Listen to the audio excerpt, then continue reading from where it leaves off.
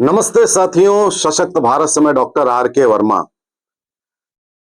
साथियों, इस देश में अगर आप भगवान राम के बारे में अपशब्द बोलते हैं, यहां तक कि गाली तक दे देते हैं, तो भाई साहब आपका कुछ नहीं होगा, बर्दाश्त है।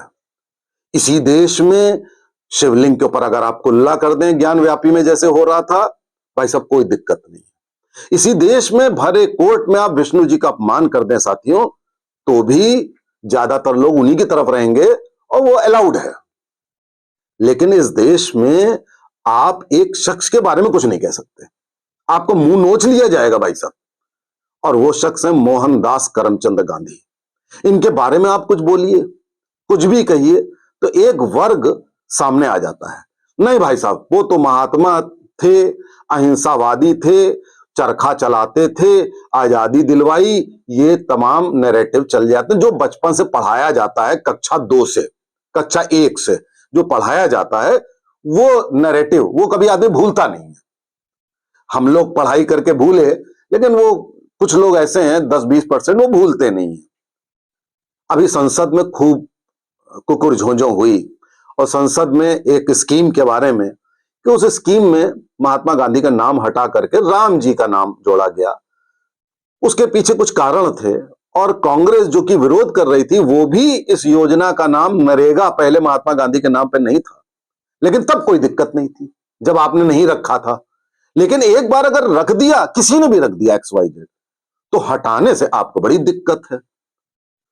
उसके पीछे साथियों गांधी का कोई कारण नहीं है, उसके पीछे गांधी सरनेम का कारण है कि वो सरनेम जिंदा रखना है, क्योंकि उस सरनेम को चुरा लिया गया कुछ लोगों द्वारा, एक परिवार के द्वारा, और वो सरनेम नहीं हटना चाहिए। भावना ये है। और दलीलें दी जाती हैं कि अहिंसावादी थे, महात्मा थे। मैंने कुछ वीडियोस में आपको बताया इनके बारे में कि ये किस किस्म के महात्मा थे और आश्रम में क्या क्या गतिविधियां होती थी, उस पर चर्चा फिर कभी।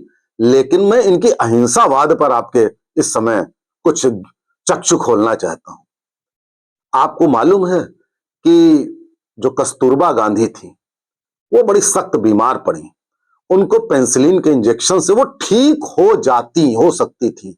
अंग्रेजों ने विदेश से पेंसिलिन मंगा दी, लेकिन इन अहिंसावादी महोदय ने कहा कि ये हिंसा है, इंजेक्शन नहीं लगने दिया और कस्तूरबा जी की मृत्यु हो गई साथियों, वो बच सकती थी। अब डबल स्टैंडर्ड्स देखिए, जब ये बीमार पड़ते हैं, इनको डिसेंट्री होती है, तो ये लगवाते हैं। तब इनकी हिंसा कहां गई, अहिंसा कहां गई, मालूम नहीं।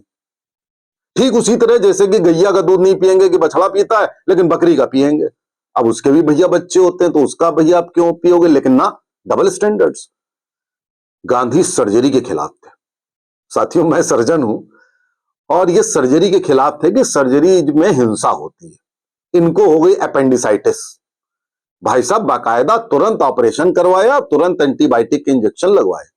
ऐसा नहीं है कि अपनी जान से खिलवाड़ कर लिया हो। तो ऐसे इनके अहिंसावादी जो चर्चे, आश्रम में आए दिन कस्तूरबा जी को थप्पड़ मारना, थप्पड़ मारने की वजह होती थी जो आश्रम में गतिविधियां होती थी, बहुत सारी जो गतिविधियां, वो आपको अलग चर्चा का विषय है। आए दिन कस्तूरबा जी के साथ हिंसा होती थी। और आप सोचिए कि चाहे वो भगत सिंह की फांसी का इशू हो, चाहे आपका वो जो इनका आंदोलन था, उस आंदोलन में भी इन्होंने खूब हिंसा भड़काई, चाहे ब्रिटिश को इंडियन सोल्जर्स देने की बात हो और इंडियन सोल्जर से कहा तुम्हें ब्रिटिश का साथ देना है, तुम्हें लड़ना है वर्ल्ड वार में, और अदरवाइज ये कहते थे कि अंग्रेजों से लड़ना नहीं है। वो आंदोलन का नाम मैं बता दूं, खिलाफत। मैं एकदम से वो शब्द चला गया था, खिलाफत में। खिलाफत में मोपला में जो हिंसा हुई, वो गांधी के कारण हुई। इसके अलावा आप अगर देखेंगे तो इतिहास भरा पड़ा है जब हिंसा का साथ दिया गया। बकरी का दूध पिया गया, लेकिन बकरे को कटवाया गया। लाखों करोड़ों बकरे कटते थे, उस पर नहीं बोला गया।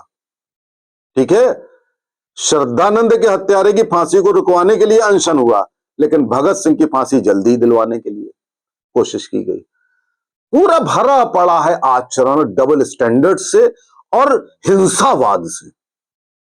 हर हिंसा का साथ दिया गया, लेकिन मुंह से बोला गया कि हम अहिंसा के पुजारी हैं।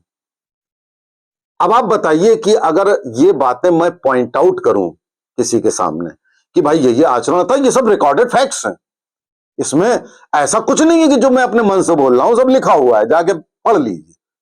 तो भाई साहब कहां से गलत हो गया अगर मैं पॉइंट आउट कर रहा हूं? तो आप हमारे इष्ट देव भगवानों का जो अपमान होता है वो तो आप बड़े आराम से बर्दाश्त करते हैं, ये हमारा हिंदू समाज। और एक केजरीवाल टाइप आदमी उस जमाने का जो कहता कुछ था करता कुछ था और एक झूठा आवरण था, उसकी आप फोटो और नाम नोटों पर चलवाएंगे। और अभी नोटों से हटने की बात हो तो आप पूरे देश में बवाल करेंगे। भाई संभल जाइए। अब युग है टेक्नोलॉजी का, अब युग है सत्य जानने का। सत्य जानने के बाद तो आंखें मत मूंदिए भाई। बाकी विवेक मैं आपके ऊपर छोड़ता हूं। नमस्ते, जय हिंद, जय भारत।